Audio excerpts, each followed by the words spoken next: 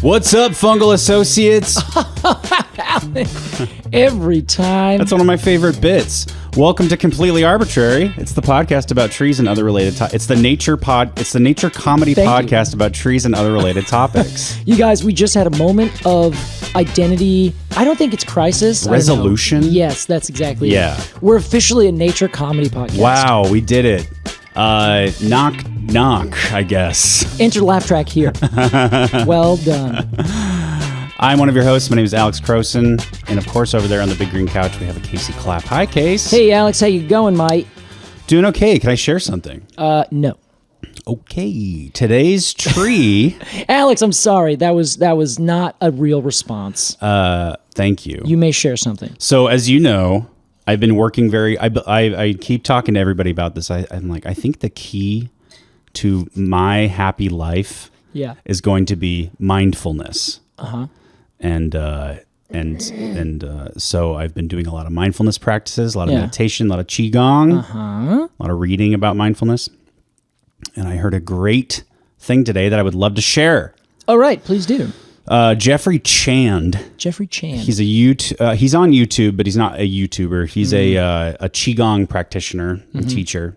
And so I watch his videos and follow along to do qigong every day. Mm-hmm. And he said this really interesting thing on one of these videos that I watched this morning. He said that a feeling of peace and ease and mindfulness is always within reach. And the way he described it is the stations on the radio. Yeah. So you tune to these different stations. Okay, yeah. But while you're listening to 97.1, it's not like 89.1 disappears. That's true. It's still there.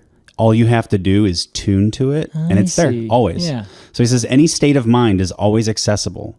It's always happening. You just have to tune into it. Yeah. And I just loved that so much. And That is now, good.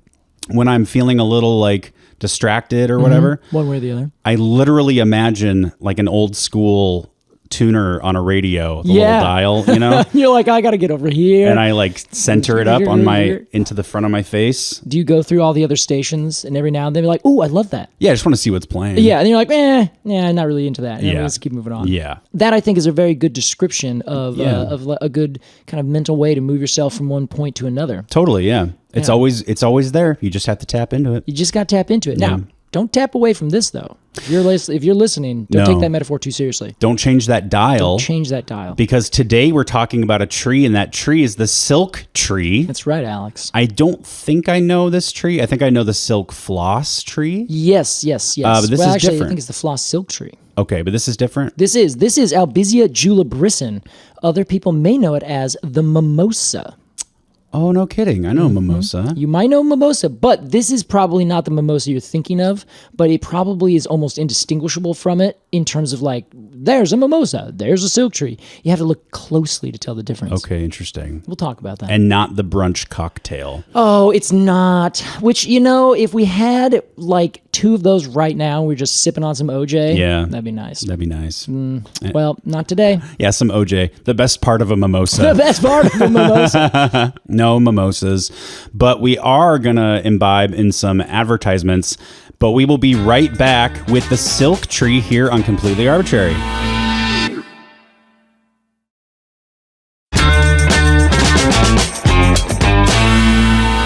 Welcome back to Completely Arbortrary.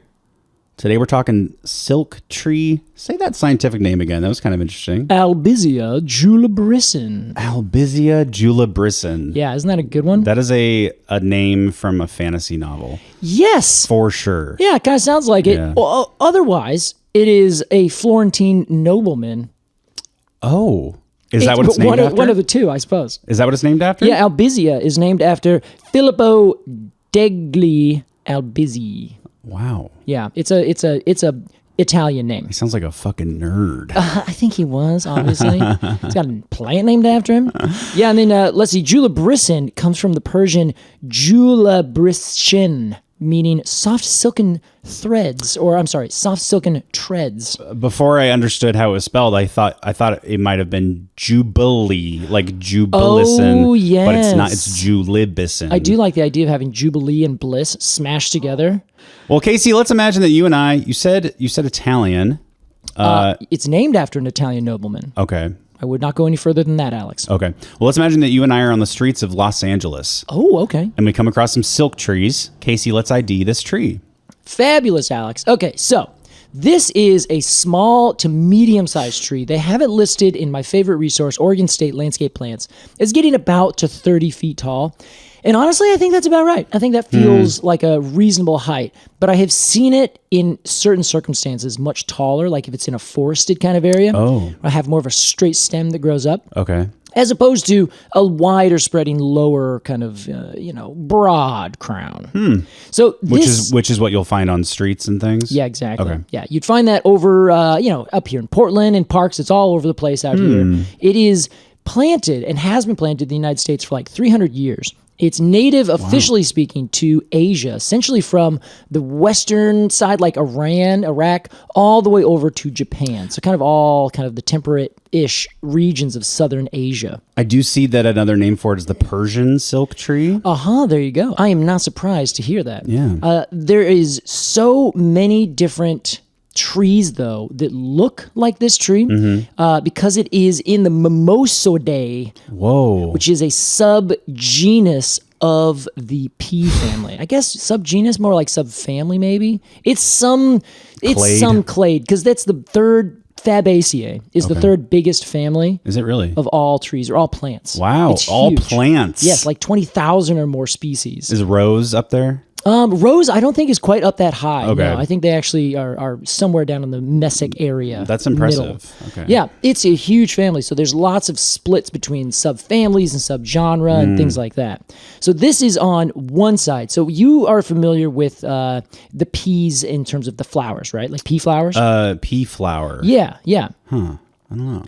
Well, Alex, if you have seen any plant that looks like a pea, I think you'd know it. Okay. But you just have to look up pea flower and be like, oh yeah, that's a very specific kind of flower that I've seen many times. Well, I know pea. I mean, I know pea from the fruit. Yes. They have that pod. Yes, the pea pod. It's Yeah. classic of the pea family. All the plants in that family have that same pod. In fact, our little tree has those, but they are kind of long and very flat, kind of papery with little tiny seeds that are tucked in there. Ooh. And that is a legume, and that is famous, these little pods, for being capsule-like fruit that have two suture lines, which means essentially they're valvate. They have one line and they split left and right, kind of open up, and then will drop their seeds from there. Valvate? Yes. Like a valve? Yeah, well... Yeah, I'm going to say yeah. Okay. With complete certainty. Okay. I believe that's the best way to describe it. So for this, the two suture lines are on either side of the pea pod, which of course you've seen if you've ever seen a pea pod. If you have a peanut and you break it in half, that's the same thing. Those two halves are broken upon that suture line. Great. Classic legume, classic pea family. Classic pea stuff. Now, generally, the classic pea flower is one that has this big banner. It's 5 petals, and it has lateral symmetry. So it has this big banner petal on top that's kind of like this big, kind of like the showy part on a peacock, where it's this big background that says hello. Yes.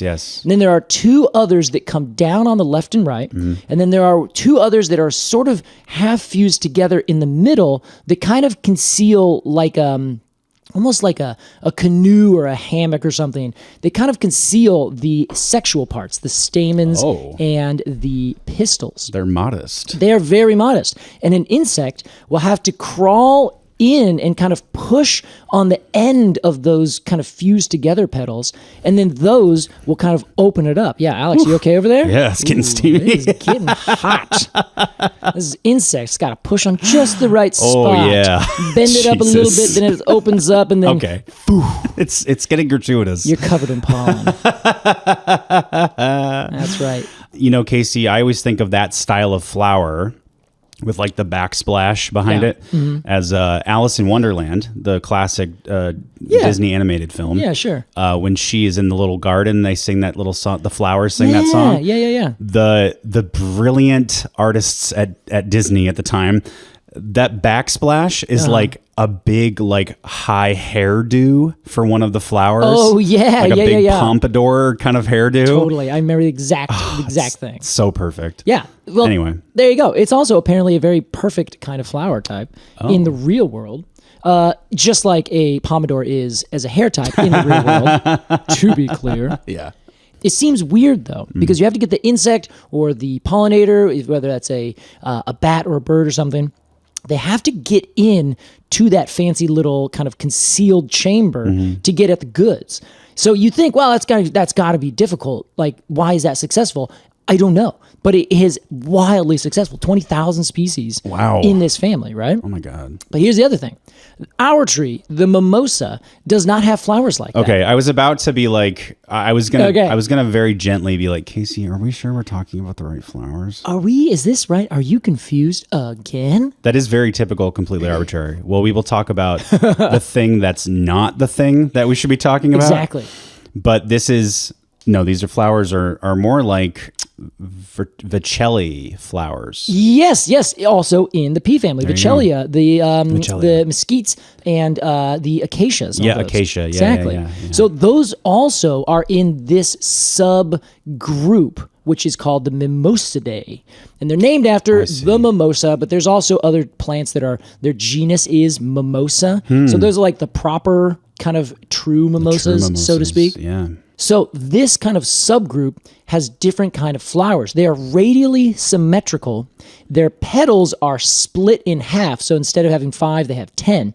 And they are tiny. In fact, they're tiny to the point where who even cares about them? You can't really find them. They're not really obvious. The thing that is jumping out that is causing everyone oh my God. Yeah. Those are all stamens. Wow. They're usually pinks and purples and whites. Yeah. They're very colorful, covered in pollen on the outside. I got fooled. Exactly. And everyone apparently loves these. These are like these big brushes. Yeah. So insects and birds and bats and all sorts of pollinators are just like, oh yeah, I'm going to go mess around in that little fuzzy ball right there. You know Bob Ross? I do know Bob Ross. He would have a fan brush. Yeah. And he loved that fan brush. These look a lot to me like a fan brush. They do. I think that's a great description. And they're gorgeous. They're so beautiful and they smell so wonderful. Do they really? They do. They bloom in like late summer, like July, August.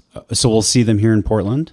We will. Will you there text are many me of them. when they happen? No, you're going to have to buy my book and see the phenology calendar. No fucking way. Sorry, man. I'm not going to give any more info about trees for anyone ever unless they buy my book. Then I'll give it away for free. I did go to your pre-order page and I was like, I got stuck because I was like, do I get a free copy or do I support my friend or have I been supporting my friend for the last 4.5 years? Yeah, honestly, it's a moral conundrum. I know, yeah. Yeah. Well, anyway, about this tree, Alex. We haven't talked about one other very interesting, fascinating thing that I love about it. Wow. It's the leaves. Oh. Have you seen the leaves of this? Oh, yes. You have? Oh my God. You just like kind of had a stunned moment. Well, earlier I noticed that they are my favorite type of leaf. Tell me more. A bipinnately compound They leaf. are bipinnately compound leaves. God damn, it looks good. I'm so happy that you had that response. I love bipinnately compound leaves. They're really gorgeous. They're split in such a unique way, don't you think? Yes, and these ones are kind of paddle. The leaflets are sort of paddle-like. Yeah. And they look maybe a little thicker. They're not that thick, actually. They're Okay. comparably thin. They're normally thick, I guess. I should say. Okay. They look to me like the shape of a Tic Tac. Like if you took a Tic Tac and you just flattened it out, that's what these look like to me. I think that's great. And there's just like dozens of them per leaf. Yeah. They're all perfectly oriented, perfectly spaced, very just, I don't know, aesthetically enjoyable to look at. It is very nice. Like Yeah. when you step back and look at this tree, it has a lot going for it visually. It very much does. And that is why we've planted it all over the place. Yeah. Like you initially said, down in LA, it will grow there. However, it is invasive. It's also invasive in like Louisiana, the whole southeastern United States. Oh, wow. In North Carolina, in fact, it grows as a forest tree invasively. And well, that's when it grows really tall and straight.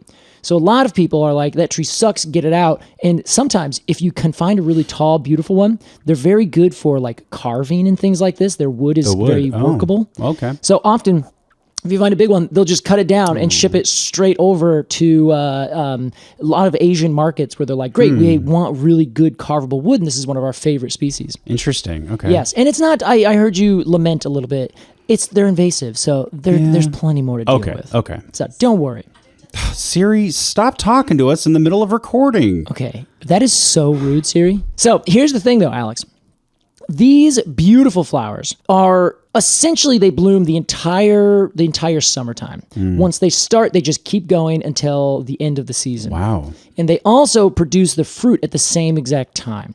So you can constantly find the fruit and the flowers on these beautiful mats of leaves the entire summer. Beautiful. And you can smell them. They're a delight. Wow. In my opinion, of course, over here, they're not invasive in the Pacific Northwest, so we don't have those issues. So we don't see them with a certain ire. Sure. Which is very fair. Now, here's the thing that really drew me to these plants. I was trying to get a bunch of pictures of them for my aforementioned book. And essentially, I was trying to get a good photo of the leaves because I wanted to show here's what the leaves look like, but also here's what a bipinnately compound leaf looks like. Yeah. You know? So I was trying to get these photos, and I would do it at certain times of day based on kind of where I was at, or if there's a tree that is, close by or on my route or something like that. Okay. And one of them in particular is just down the street from my house. I was cruising by, and it always leaves out really, really late. So, like, you would think the tree is dead because it doesn't put out any leaves until, like, right now. Oh, wow. So you have to wait. So I'm like, okay.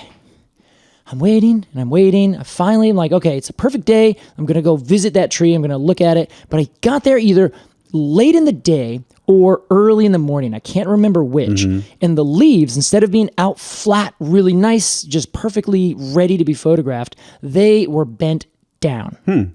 And I was like, that's very unhelpful. I'll need to come back at a different time. Thanks, tree, for nothing. Thanks a lot. So they were bent down. The leaflets were like bent down? Yes, the leaflets were bent down like whoop, like they looked almost droopy. Because they were new? No.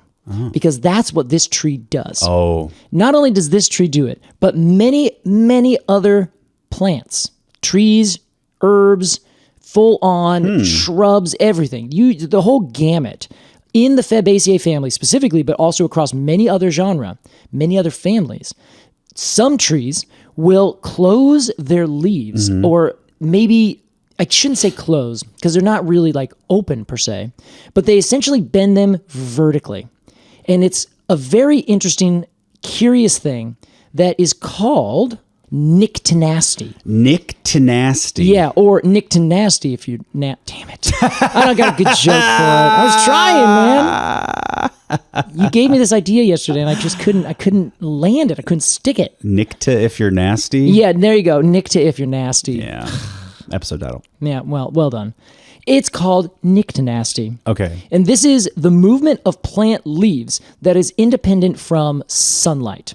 Independent from sunlight. Yes. So they move in a way that doesn't make sense because a plant needs to get sunlight into its leaves. Yes, correct. I'm like, why are you doing that? Yes, and generally speaking, it does it at dusk and at dawn. Oh. And essentially, it makes you think the plant is sleeping. Yeah.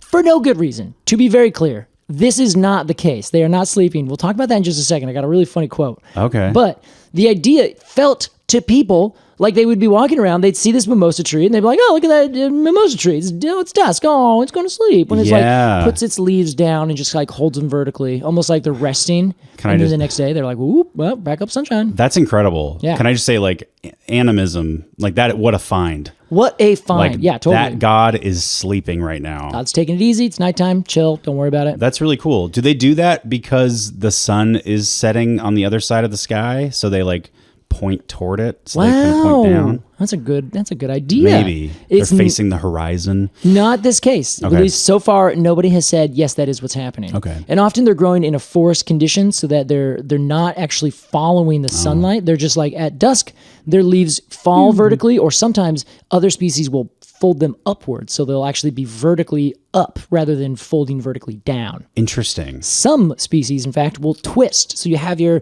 leaf like a hand with your palm upwards, and then it's like, sunshine is going away, and then they rotate 90 degrees.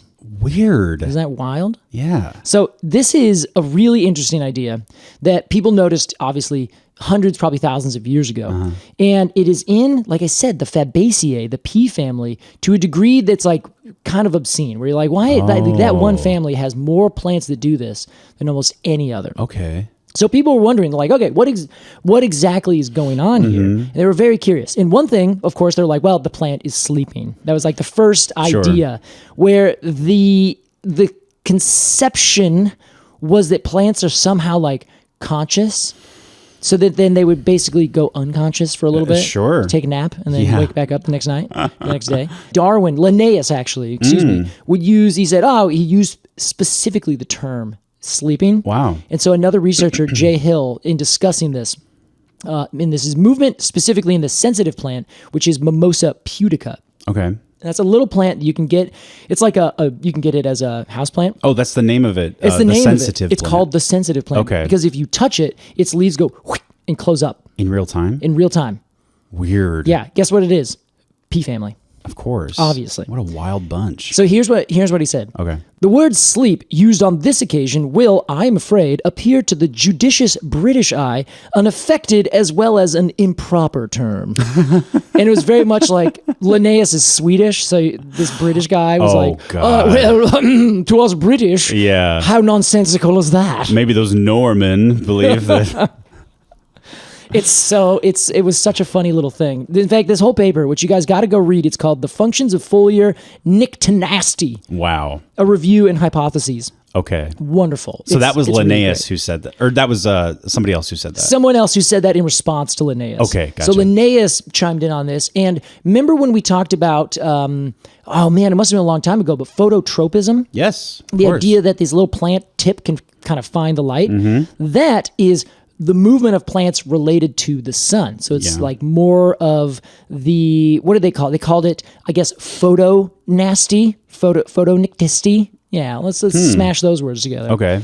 So Darwin, as a part of that like discussion, was saying, okay, so there's also this other movement in plants that does this other thing. And so he ended up chiming in on it, and like all these big scientists of the day, Linnaeus and the Darwins and all their ilk, were like, why do plants move? And they were very curious, and they came up with lots of different theories. Okay. And it all comes down to these kind of suggestions of like, okay, what is going on and why?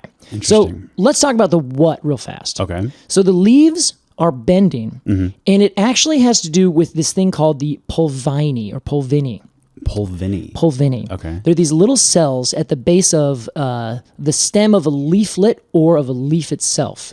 And they essentially affect their turgor pressure inside the cell. Oh, yeah. So high turgor pressure means they're up and they're filled. So it's kind of like a water balloon that's filled with water. It's very firm versus a water balloon that has no water in it that goes kind of droops down. Now it's just a balloon. And that's just a balloon, no water involved. So these cells are kind of like a pressure gauge Exactly. for the turgor pressure? Yeah. Okay. So they'll kind of... Or a pressure valve, rather? Yes, better, correct, exactly. So they will move their pressure around, and then if they reduce their pressure, the leaves bend down, and when they increase it, they come back up. Okay, wow. So that is one way. Now, there's also another way that is called non-pulvinar, and that's based on cell elongation. So like the top of the cell moves and grows more than the bottom of the cell, so it kind of bends it downwards. Oh, interesting. You know what okay. I mean? Does that make sense? Yeah, I'm imagining like a tree will like put more mass on this side of the limb, so it forces the limb downward or something? Well, it's not even mass. It's kind of like how a pine cone scale opens up, where one side dries more than the other side. So that side shrinks while the other side doesn't shrink as much. Gotcha. So it ends up pulling it out and bending it. Gotcha. So these are all theories why this happens. No, we know this is why. We know this is how it happens. Okay. We know that this is a mechanism. But apparently a bunch of different trees and different plants have figured out different chemical kind of ways to do this. So some use a whole different mixture to say, okay, do this now. And then others do a different thing. So there's very likely that it is a convergent evolution. So many plants have developed this ability independently, and they've come up with their own ways to do it. Okay, cool.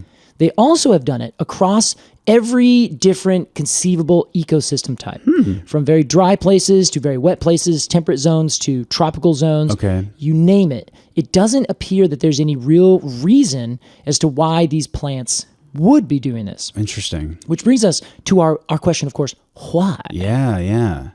So Darwin thought that this might have something to do with keeping leaves warm. And I love that idea.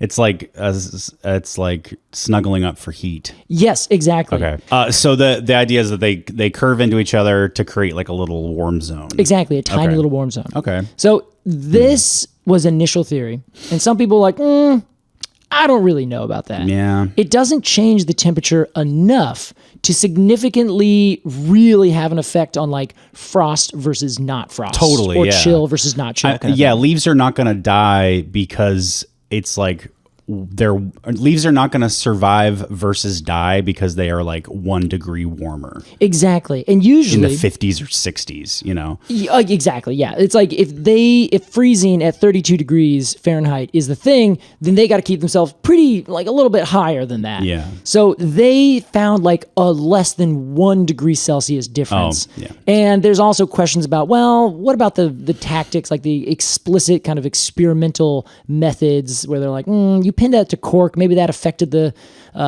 convection. So a lot of people are like, I don't know about that. Doesn't quite work. It doesn't quite work.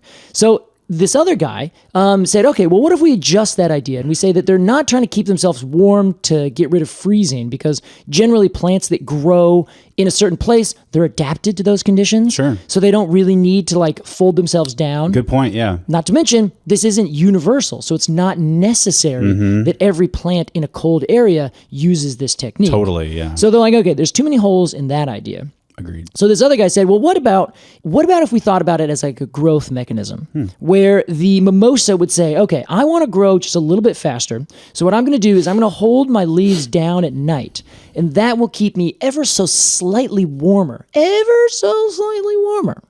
But it's not because I'm trying to avoid frost. It's so that I can grow a little bit more, quicker, better, faster the next day, because you're slightly warmer. And the warmth helps plants grow? Yeah, generally speaking, if you have a nice big warm spring day, plants are going to shoot up and they're going to grow really fast. Oh, so it's like conserving your energy for the next day gives you a little, like in Mario Kart, if you hold down acceleration on like the 1.5 beep before the race begins, Yes. you get a little boost. Precisely. Okay. So that is like the sweater, the sweater idea. We're like, I'm not wearing the sweater because I'm afraid of frost. I'm wearing the sweater so that when I throw this next ball, my arm's going to be already warmed up. Yeah. You know what I mean? Okay, gotcha. It's very similar to that. So yes, precisely. Cool. So here's the thing.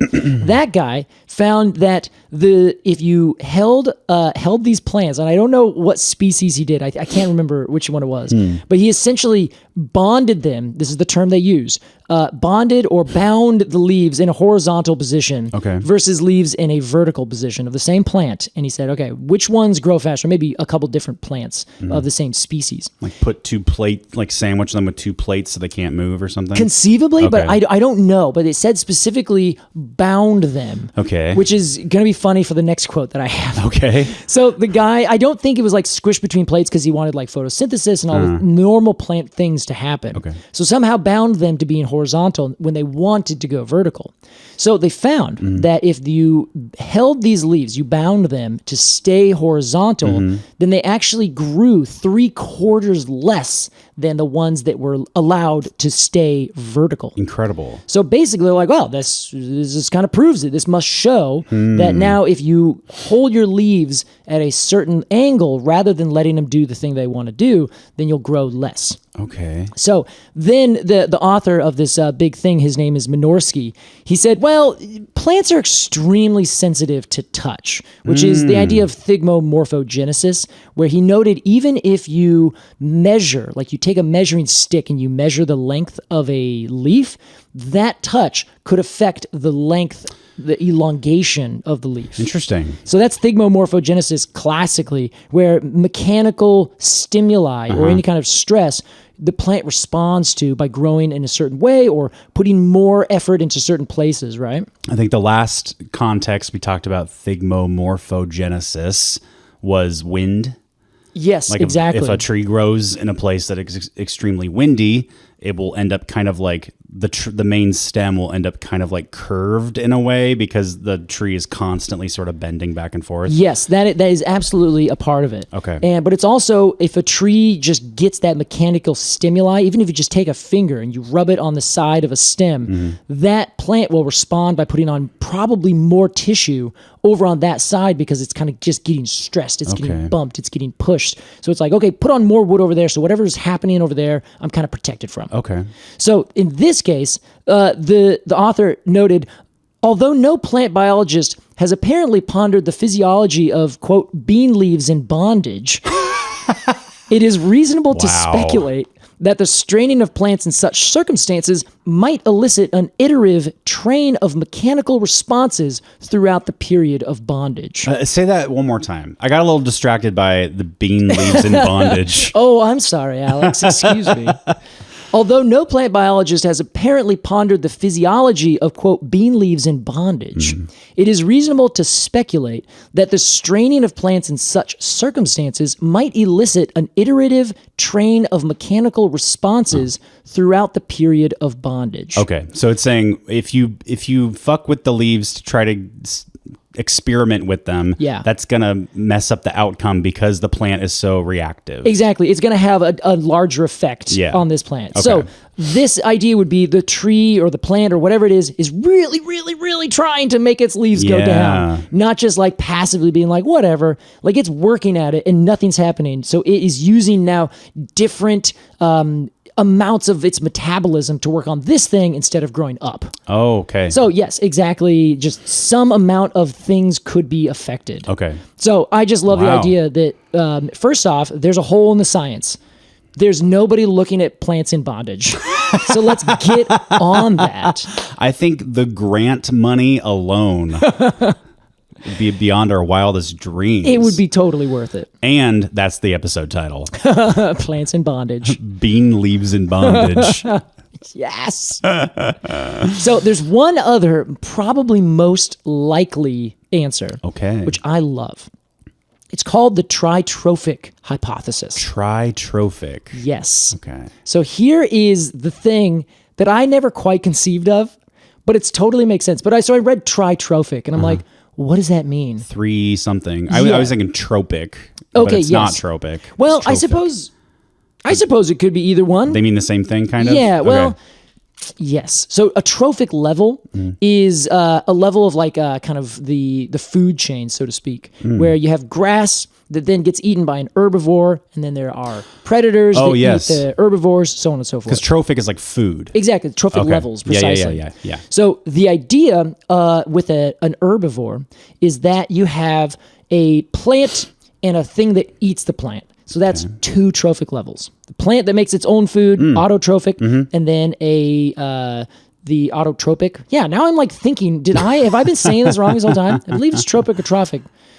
You guys look it up yourselves. Have you seen that movie Trophic Thunder? That's hard to say. Nice.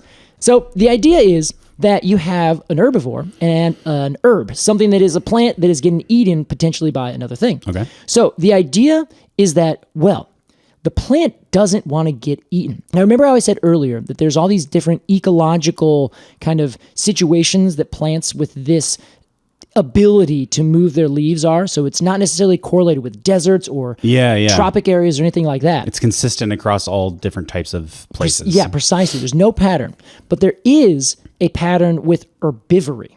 So if something is growing leaves, there's something that wants to eat those leaves. Okay. So that is the one thing they're like, okay, that is across the board true. Oh. So this is potentially an adaptation of a plant trying to get itself not eaten. Whoa, okay. Yes. Stick with it because this is still the bitrophic level. Okay.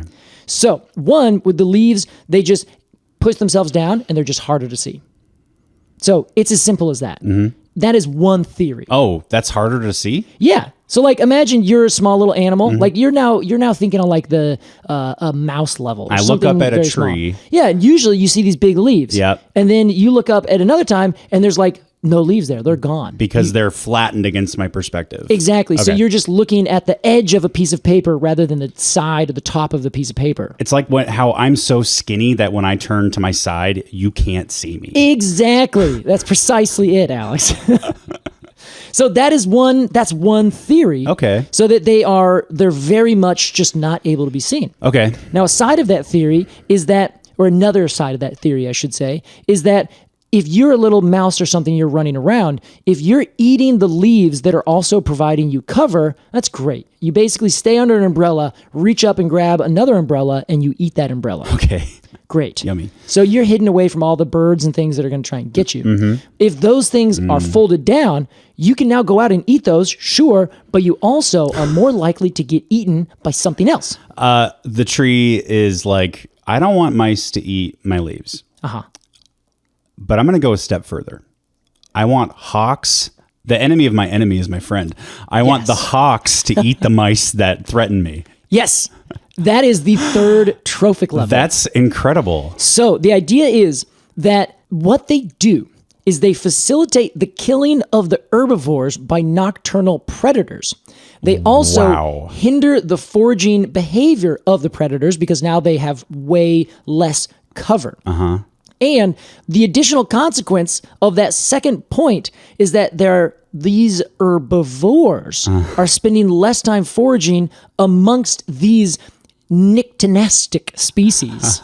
And then presumably they're eating other species. Fun. So now they're like, well, I'm not going to go eat that tree because I'm probably going to get eaten by something else. So I'm going to go focus on this other tree that doesn't fold its leaves up. That's awesome. This tree's playing 4D chess. It is. This is like the most... this is what fascinated me as I was reading through this paper, which I have to go tell everyone to recommend. It's super readable. And he just says, here's all the cool, interesting facts about how this works, why it works, and all these things. So I'm reading through and I get to this point where it's all about this tritrophic level. And I'm like, wait, huh? You're saying that the plant is now trying to manipulate the situation so that the herbivores get eaten. So conceivably, because animals are smart, and there's other things that they talk about. There's a couple other theories that essentially act like animals are stupid, where they would bend their leaves down to kind of show their claws, like if you have some stipular spines or something. Yeah. And animals would be like, oh, no, I don't want to get near that. Sure. Animals do that all the time. They're like, no, I know there's spines here. Like, I recognize this plant. Yeah, exactly. So it's one of those things where this gives animals the credit of knowing everything. So you got to assume the hawks or whatever else is trying to eat these other animals that are the nocturnal herbivores. The owls, probably. Exactly. The owls are like, oh, I'm going to go hunt by that mimosa tree because that mimosa tree is going to expose all my little mice that I'm going to eat. That's amazing. Isn't that such a wild idea? I mean, like it's actually kind of unbelievable. Like I hear that theory and I'm like, yeah, but what's really going? Like that's fun, but that feels like human made, you know? Sure. Yeah. But I am going to go with it because it's so much fun. And all the other ones they're like kind of disputed. And there are disputes to this one, of course. There's, it's hard to prove that a tree is manipulating a situation so that its herbivore predators get eaten. I guess, yeah. But the moment I said that, I was like, well, this thing's been growing for millions of years. Yeah. Like, evolution is incredible. Maybe. Pretty interesting. That's awesome, Casey. Yeah. So this tree, if you go out and you find mimosa, and this is again Albizia julibrissin, but it happens in a lot of different Fabaceae. There's a whole list in that same paper. You can find. I think it's Appendix 1. Cool. It's got a giant long list of all the different genre and families, and it is substantial. Even one species of true fir does it. Some ferns do it underwater and above water, like literally all over the place. You can find plants that do this. Okay. So go out and see if you can find a silk tree. Find it at night or in the early morning, and often it'll be like, moo. That's incredible. It'll be just bent down ever so slightly that you can't take a good picture of it. And like, there's probably not a lot of owls hunting mice in Portland. Well, actually, there'd be, you're not wrong. The one on the end of your street, that's probably not happening all the time. Yeah. But it's evolution, so it's just kind of built into the DNA of the tree. It does it anyway. Yeah. Okay. Yeah. Wow. And I don't know. The big thing that I love to take away from this, I think we've already kind of touched on, but it bears repeating that if we give the credit to all of the animals and all the trees in this situation, instead of being like, well, they're just machines doing machine things, they're just responding to their natural instincts. If we give them the credit where they're all kind of aware of what's going on, and they, as a part of evolution and natural kind of selection, that this is one of those like under the surface causal and cause and effect kind of relationships that has developed over time without anyone really like pushing on the gas pedal saying this is the direction we're going to go.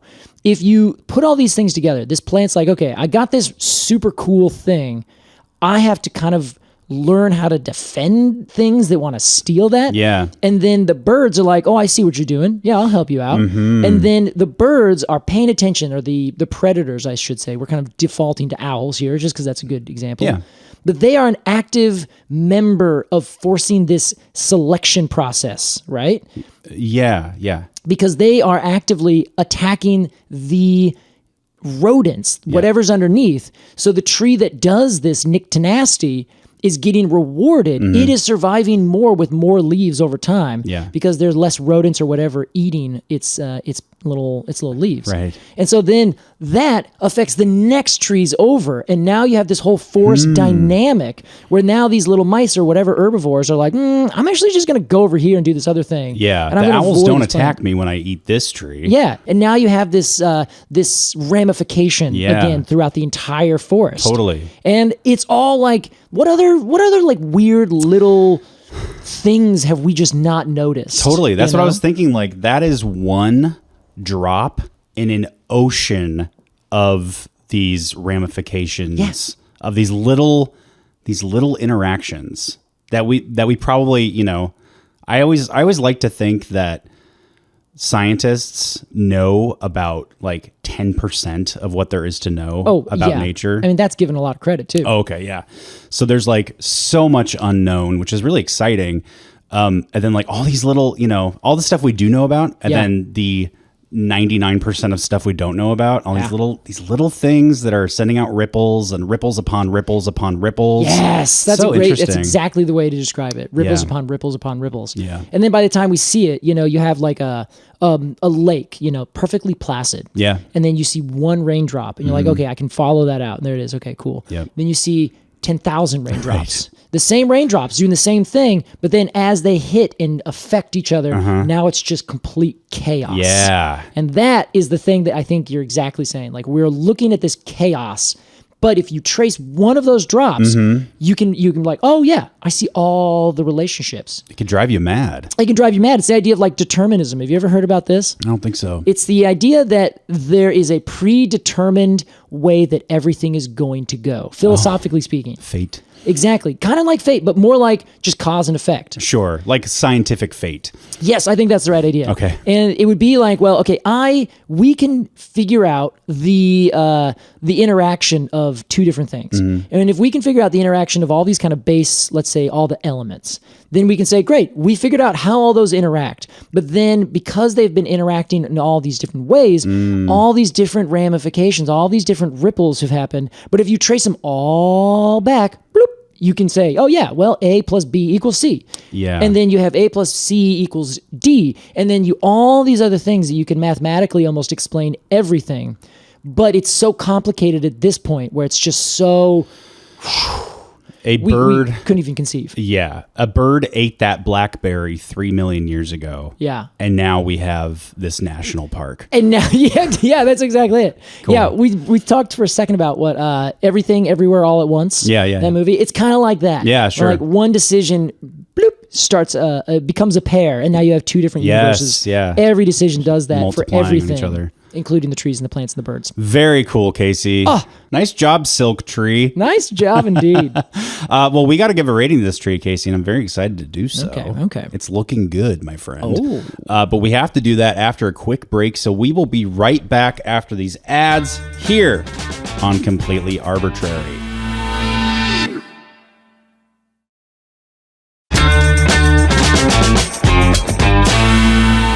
Welcome back. We missed you.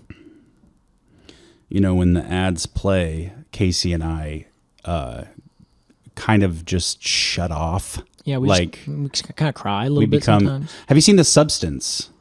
No, I haven't. Okay, we don't need. Actually, I don't even want to get into that. Okay, because I could talk for hours about that movie. It's okay. Incredible. But if you have seen it, you probably know where I was going with that. Casey, Alex, let's give a rating to the Silk Tree, and here's how it works. We're gonna give some final thoughts on this interesting tree, and then give it a rating of 0 to 10 golden cones of honor. As our resident expert, will begin with you. Sounds good, Alex. Thank you. I like this little tree. You're welcome.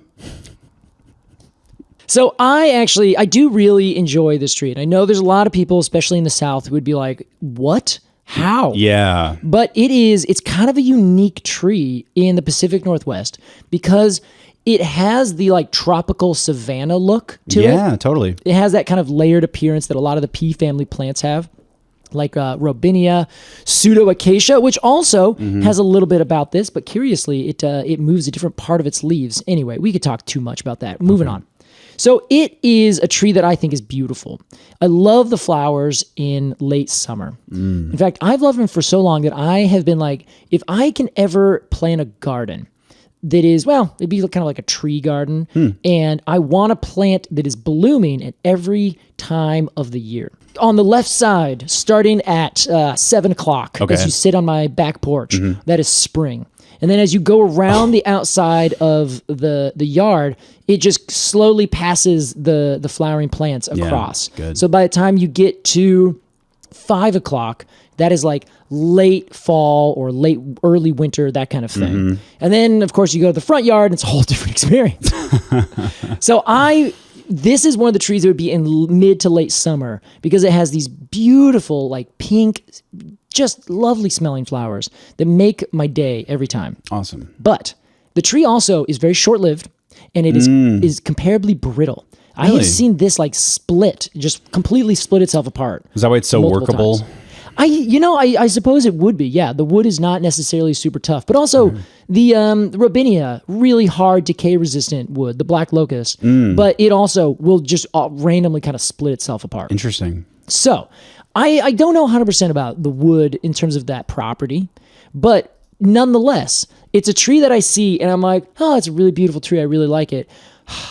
Short-lived, not going to be long for this world. Yeah. And for that, I think I'm going to give it a straight down the middle 7.5. That's great. I think it's nice. I'm also going to give a nod. In fact, I'm going to go 7.4, and that's to you over in the South who are like, thank you, this tree sucks. Oh, okay. So it's just going to be one under that. So 7.4 for the Albizia julibrissin. Really going after that fundamentalist vote. We really got to get it, you guys. We're going to start advertising in mega churches just to get our word out. 7.4? 7.4, Alex. Great, Case. What do you think?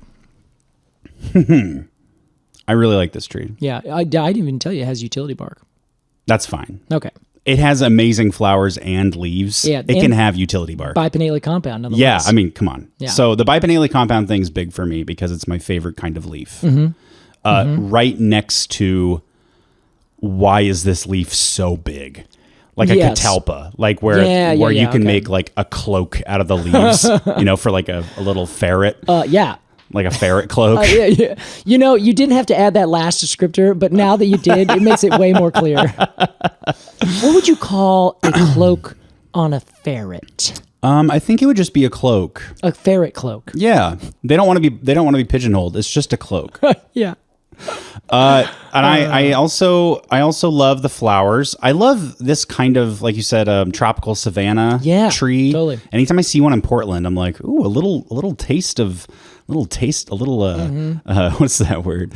A little exotic flair to this neighborhood, totally. It's fun to see. And it reminds me of like, I don't know, it just makes me feel like the world is bigger in some way. I don't know how to describe that. Totally. So do you imagine like a jaguar, like just chilling underneath it or something? Absolutely. Okay, good. Or a leopard. But yeah, I like this tree a lot. And I can't wait for late summer because I'm going to smell the fuck out of this tree now that I know it exists. And I'm very interested. I don't want you to tell me what it smells like, and I want to experience it for the first time on my own. Okay, I'm very excited about that. Easy. So I'm going to give this guy or girl or they an 8.25. 8.25. Yeah. Okay. All right. That's pretty good. That's pretty good. That's higher than I would have expected. Yeah, I like it a lot. Okay. And it has no thorns. No, which I feel like every time we see one of these trees, one of these kinds of trees, you know what I mean? Oh, yeah. It has a fucking thorn. One of you trees. Yeah. What do you mean, you trees? I mean, trees in the genus Taxus. All right. Well, that was the Silk Tree. Casey, it is time for a game.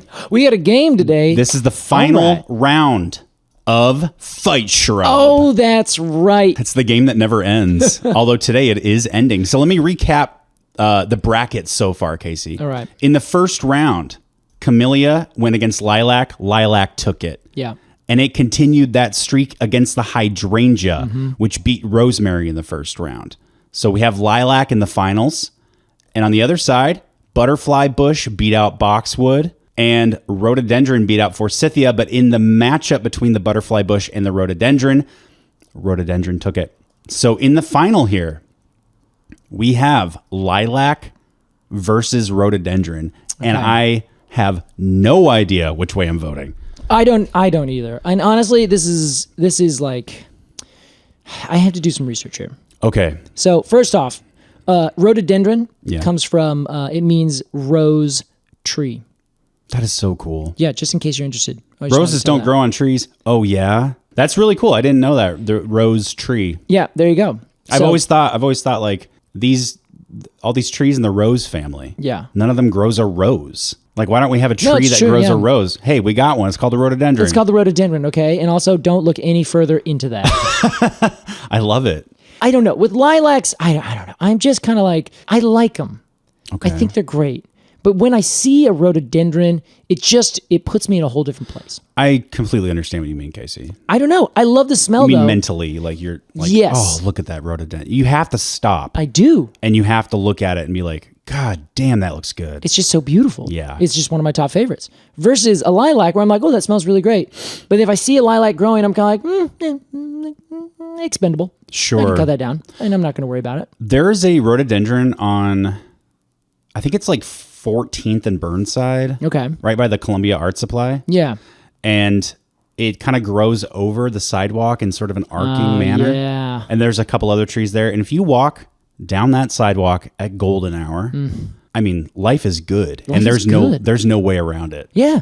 It's beautiful. It truly is a stunning thing. But see, there's also 1,024 different species of rhododendron. Sure. They are a huge genus. But then in Syringa, which is the lilacs, there's 12.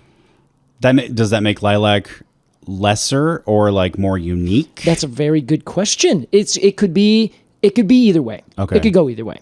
I don't know. I kind of see rhododendron as the, like you said last week, the established fighter. Yes. Who is like kind of legendary, you know, and went up through the ranks and is like undefeated and had a storied career. Yeah. Right. And the lilac is kind of like this no-name kid who's like, have you seen lilac fight? It's incredible. It's beautiful. Yeah. It's like a flowing river. Where did they come from? Yeah. Right. Well, to answer that question, it actually comes from the French lilac via the Arabic lilac from the Persian lilange, meaning indigo plant. Indigo plant. Mm-hmm. Okay. The color. Yes, which is named after the plant. Wow. Anyway, I thought that was a fun little way to put that in there. Thank you, guys. Thank you. But Casey, as much as I love the lilac and as much as it means to me, and I love the smell, it is extremely hard to imagine a scenario where the rhododendron doesn't put it in a grave. Yes. And I got to go with rhododendron. Okay, you're going with rhododendron. So here is another thing that I thought we might add in. Oh. In the music hall song by Ivor Novello, We'll Gather Lilacs, first performed in 1945. And this is from the Wikipedia page. Oh, no, this is lilacs. off the top of Casey's This is head. off the top of my head. It speaks of the longing of two lovers to be reunited in a traditional English rural setting, and it has been recorded numerous times. I think we should really keep that in mind. Should we listen to a little bit of that song? Let's do it. Okay. What's it called? We'll Gather Lilacs. Okay, Casey, well, let's listen to a little bit of We'll Gather Lilacs by This is Ivor Novello. Yeah.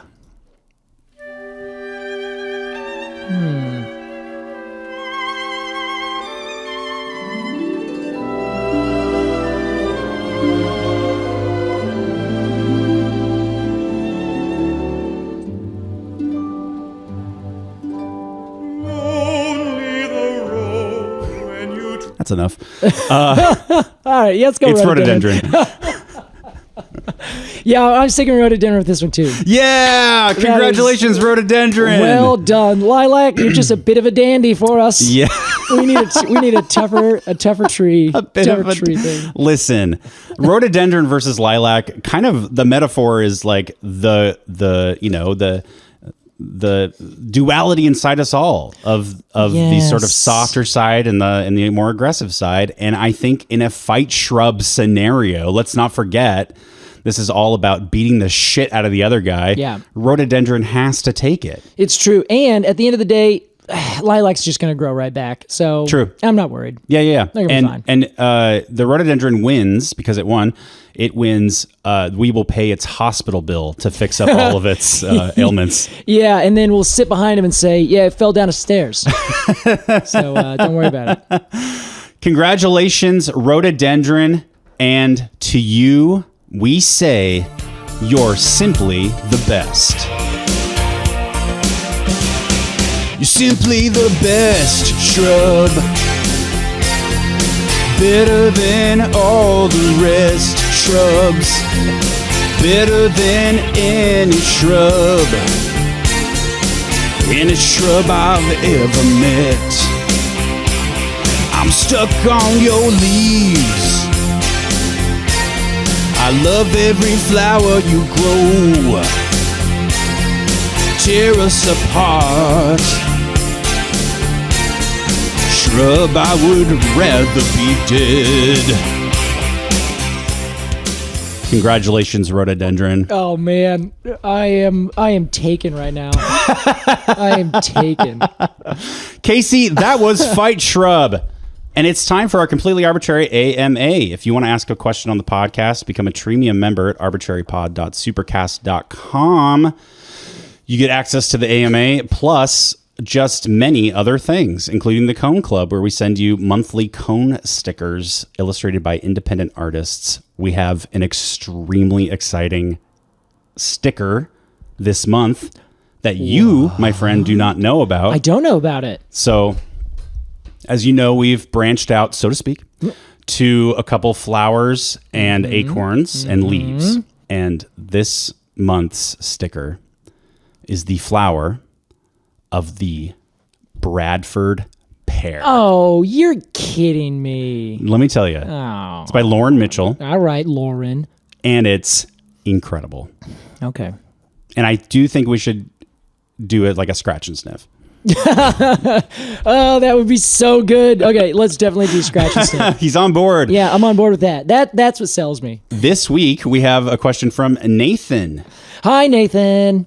Nathan says, hey, fellow tree peeps. I'm a residential climbing arborist. Nice. And a common task is to deadwood trees. We climb around and either just get large hazardous branches or sometimes go through the entire tree and go after a certain size of branch, i.e. 2 inches or larger, etc. While I will admit that coming down from a tree and standing back to admire this, quote, clean tree can be rewarding, it does often leave me with a question. Does all the deadwood of a tree have real benefits to the environment of said tree? I can foresee benefits to certain insects and fungi, but what might be the benefit to the actual tree? I thought this was really interesting because I thought about a limb that dies. Yeah. And I'm like, is that tree getting anything from that limb? My instinct is no. Yeah. Because the way that limbs or leaves fall off of trees is that I always think of an airlock in a spaceship. They shut the airlock, completely cutting off contact with that limb. And so it's almost like it never existed. It's not putting any resources in, getting any resources out. The limb is left alone in the desert to die. Yeah. And it just falls off. I believe that is the correct way to see that. Okay. There is, I don't know, you could conceive of, I really can't conceive of much in that regard. All the benefits of deadwood are, as Nathan said, usually kind of focused on all the other animals around. So you have insects that get in there, and then birds get in there. That's where birds live and do all that kind of stuff. While on the tree? Yeah, while on the tree, yeah. Mostly it's insects would live there and kind of live under the bark or burrow into the wood, and then like nuthatches or chickadees or some little bird would come use that as a foraging kind of space. Okay. But that I can't really think of a good reason why it would help and be beneficial to a tree. Most of the reason they're on there is just because they're made of wood. So wood decays over time. It doesn't just usually decay immediately. Okay. So as you are deadwooding a tree, it's usually like a lower branch that's in the interior of the canopy. And the canopy grew up and got large and shaded out that lower limb. Oh. So it essentially wasn't creating enough energy to sustain itself, so it was shut down. It was shut off, like you described. A natural process then. Yeah, exactly. Okay. So the tree would benefit only in that if you have a longer like stub coming out, as that branch decays, it would have to go kind of further down that branch, I guess, so to speak. Okay. But then if the branch is dead from, essentially the shoulder where it connects to the trunk of the tree, then decay is going to come in from the sides anyway. It's not going to necessarily just come from the end of the branch and go down. Is that why it cuts off the branch? It airlocks the branch so that disease and decay can't get into the main stem? Exactly. Okay. Because once it's in... Then it gets into the rest of the tree, potentially. I mean, speaking of a spaceship, yes. Once that alien species gets in, they're going throughout the whole everybody's thing. fucked. Yeah, and then the rest of the tree dies. So that's why the tree does that precisely. Cool. And that's just classic compartmentalization coded in trees, where it puts on all those walls like you described. I always think about it as the Titanic, where as it's sinking, they try to shut those big gates to stop the water from coming in. Didn't work. Yeah, didn't work. So, that's an early succession tree. You're talking about a late succession tree. It's way better at decay resistance.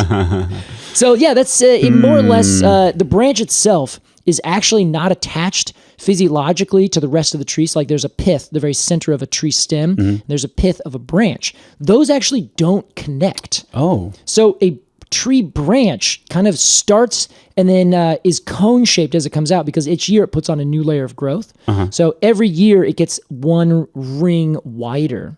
As it's getting longer, so it's kind of getting stretched out. Exactly, but then also the stem is growing out. So if you look at a branch, like you cut a tree kind of cross-section wise, and you look through the branch, it'll get smaller and smaller as a little cone until it kind of disappears. But that little final point will never technically reach the central pith. Interesting. So then when that branch decays, it will actually just decay and create a cavity of only that branch. Oh. If everything works for the tree. Interesting. The wood up above and below will not be affected. That's cool. Now, it doesn't always happen that way. So it kind of does decay into the main stem. Yeah. But only as far as the branch grows into the stem. Exactly. Grows out of the stem. Okay. Precisely. Interesting. So that's the idea of that compartmentalization. So the tree, like you said, it's not getting or giving anything. And I've heard of you could see some cavities or some included bark where like some roots get into an area and like adventitious roots kind of just pop out and start taking some of the nutrients from the decayed matter, which is the tree itself and like other leaves and things that fall into it.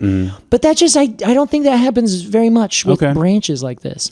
So the only what if I can think of is what if the tree is kind of like maybe a little bit unstable in terms of its like weight distribution. Yeah, that's kind of what I was thinking too. And then the dead branch is kind of balancing it. You take the dead branch off and the tree's like, oh shit, hold on. Yeah, it could do that. Yeah, it'd have to be a huge branch. Yeah, I mean that's a very specific scenario, but so I think that would go back to that branch is slowly going to decay for sure. So that would allow the tree to kind of stay more or less balanced. Sure, it would kind of see it coming. Exactly, and it could respond to while the rest of the tree grows. Then if it's a huge branch, like let's say just a whole half of the tree dies for whatever reason, then the rest of the tree can grow and slowly take over that space where now there's a lot more light. As the end of that twig or that branch at this point slowly decays and breaks down from the smallest bits to the bigger bits. So then the tree can fully compartmentalize interior to the stem while the rest of the branch is slowly decaying down. Yeah. So I think maybe the best thing we could do is think that it will slowly decay so that the cavity that will develop at some point is kind of put off as long as possible. Okay. But then again, if you do this kind of this pruning where you cut off that branch and you do a good job, like I'm sure Nathan does, then the tree can compartmentalize and cover over that wound and fully start growing a new layer of full wood on the outside as quick as possible. So if you don't prune it, the tree's going to be fine. It's just going to take longer. Yeah. But if you do prune it, then boom, the tree's immediately starting off, and every single year it's going to get closer to covering over that wound with that fourth wall.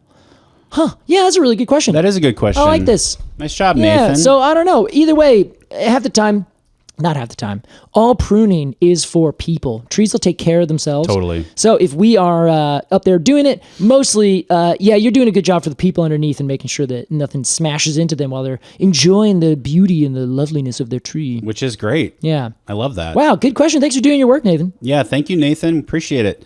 And like I said, if you got a question for the pod, become a Tree Me member, arbitrarypod.supercast.com. Get that Bradford Pear sticker. That's this month. That's May. Yes, correct. Hell yeah. So in June, people will be receiving that sticker. And with that, I say Casey Clapp. Good day, Alex. Usually I end with Casey Clapp, and you go Alex Crowson. Oh, yeah, sorry. Let me try that again. Alex Crowson. Nice. Cool. No edits needed. Great job, you guys. Really good job. All right, everybody. I hope you have a great week, and we will see you next week with a brand new tree, a very exciting one that I've never heard of. And I said, is that a typo? And Casey said, no. Get out of here. You fool. This is a fun one. I got a fun little story about this one. Excited, Case. Yeah. All right, bud. We'll see you next week. Bye. Bye.